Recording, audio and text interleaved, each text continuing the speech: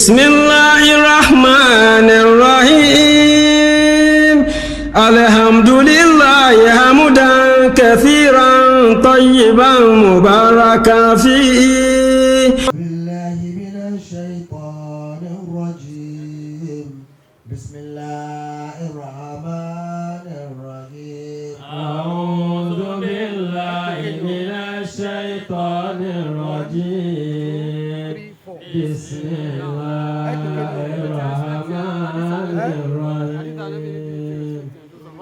ووصينا الإنسان بوالديه حملته أمه وهنا على وهن وفصاله في عامين أن اشكر لي ولوالديك إلي المصير. وإن جاهداك على أن تشرك بي ما ليس لك به علم فلا تطعهما وصاحبهما في الدنيا معروفا واتبع سبيل من أناب إلي ثم إلي مرجعكم فأنبئكم بما كنتم تعملون.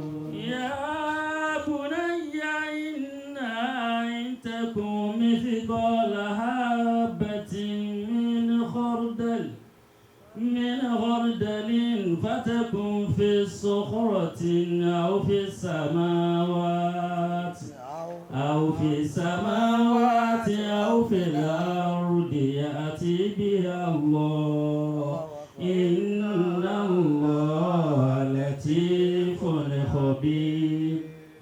يا بني أقم الصلاة وأمر بالمعروف وانه عن المنكر واصبر على ما أصابك إن ذلك من عزم الأمور.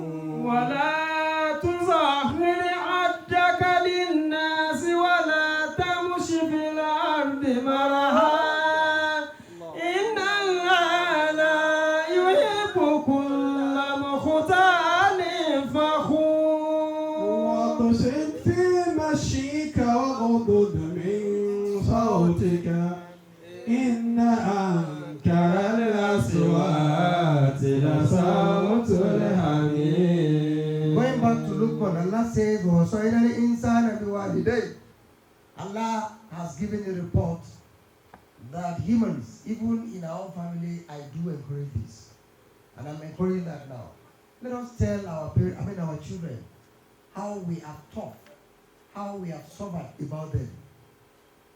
That register in their minds all our activities we have done, and by extension it will earn us more respect and they will remain merciful. On some occasions, you don't just sit down and tell them once. On some, tell them, I remember when your mother was pregnant. That day she came back from the market, she lay down and she could not even walk. She couldn't stand until the following day. We went to the hospital, the doctor said they could do nothing, but she can't endure. That was during your own pregnancy. During your own pregnancy, she was moving between her room and the kitchen, and she fell down. So all these will bring treatment of mercies in the hearts of children. Our parents should stop this. That when I was pregnant of Lagwaja, things were very hard. But when I was pregnant of Lagwaja, everything was easy. Stop saying that to your children. You are passing wrong impression and messages to your children. I don't know whether you understand what I mean. No. Don't do that. The only thing is about each one. Just tell them so that it will appeal to their heart. What's already inside? بوالدي حملته أمه وهنا على وهن. No customership in pregnancy. That I've been giving back for almost 10 occasions. If you ask women, mothers, each pregnancy conceived had its own spectacular events that happened.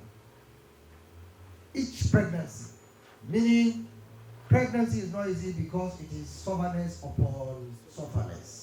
وفصاله في عامين. Then when you come to trying to breastfeed, trying to win, that's another thing. When women are breastfeeding, we have a lot of sufferness there. Children bite, even without teeth. And when teeth grow again and they bite the nipples, it's very painful. Come and ask me, I will tell you. Everybody, Muhammad. Then when the child is to be stopped from being breastfed, is another headache. Because the breast gather the water there, the milk, and the breast become what? Swollen. And it will cause headache, feebleness, dizziness, weakness, and all that things that follow.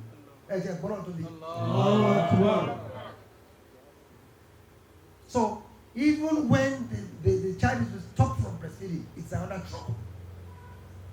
These must be related, and this is why Allah is relating all these to us, so that we will know what our parents have done, both fathers and mothers, but in particular who? Now you talk about. And ishkuruli waliwalidayka. Allah says, tell them to appreciate me, Allah. Because it was not, or it was not, and it will never be, every conceived pregnancy that will lead to giving birth to child or children. There are some pregnancies that were terminated by Allah, even around 2-3 months.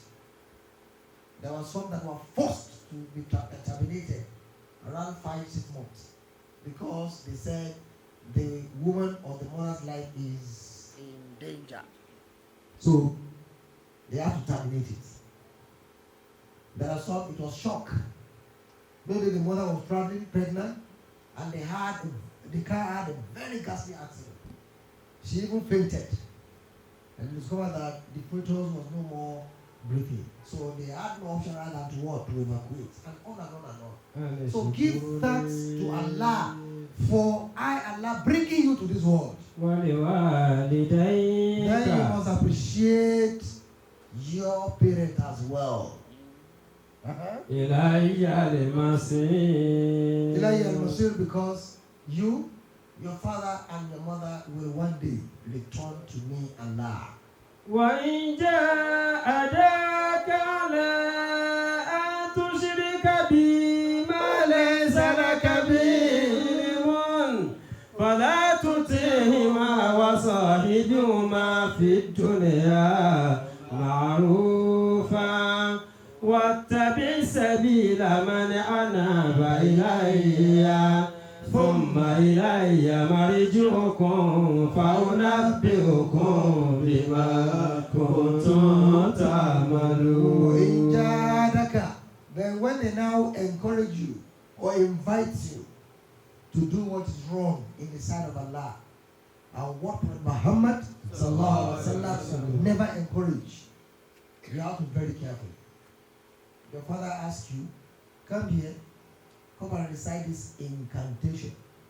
What is incantation in Yoruba?